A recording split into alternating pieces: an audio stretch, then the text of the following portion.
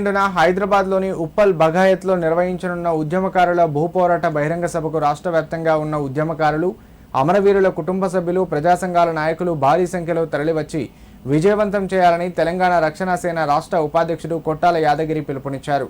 సిద్దిపేట జిల్లా గజ్వెల్లో నిర్వహించిన మీడియా సమావేశంలో ఆయన మాట్లాడారు.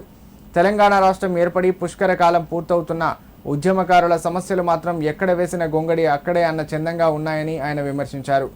గత ప్రభుత్వం కానీ ప్రస్తుత ప్రభుత్వం కానీ ఉద్యమకారుల సంక్షేమంపై చిత్తశుద్ధి చూపలేదన్నారు.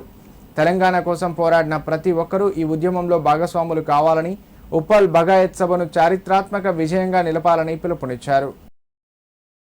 ఉద్యమకారులంతా కులాలకు మతాలకు అతీతంగా ప్రతి ఒక్కరూ ఉద్యమంలో పాల్గొని ఈ తెలంగాణను సాధించుకున్నాం.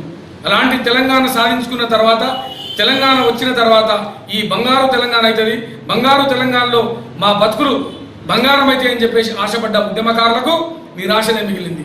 ఆ గత ప్రభుత్వంలో కానీ ఈ ప్రభుత్వంలో కానీ ముఖ్యంగా ఆ రోజు రేవంత్ రెడ్డి గారు అధికారంలోకి రాకముందు ఉద్యమకారులకు ఎన్నో వాగ్దానాలు చేసిండు. పెన్షన్లు ఇస్తాడు, అమరవీరుల కుటుంబాలకు చేస్తాడు, మరి 250 గజాలు ఇస్తాడు. మరి ఏ ఒక్కటి ఇట్లా ఇంతవరకు నెరవేర్చిన దాఖలాలు లేవు.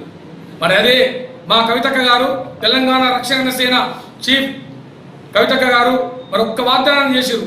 మా ప్రభుత్వం కనుక వస్తే అమరవీరుల కుటుంబాలకు ₹1 కోటి చొప్పున పరిహారాన్ని ఇస్తామని చెప్పడం ఇలా జరిగింది. నిజంగా కవితక్కకు ఈ రాష్ట్రం మీద పూర్తి అవగాహన ఉంది. మీ అందరూ తెలుసు, కవితక్కకు రాజకీయాలు కొత్త కాదు, కవితక్కకు ఈ రాష్ట్రం కొత్త కాదు, తెలంగాణ ఉద్యమంలో కొత్త కాదు. తెలంగాణ ఉద్యమంలో నిరంతరము శ్రమించినటువంటి ఉద్యమకారిణిగా ఆమెకు మంచి పేరుంది.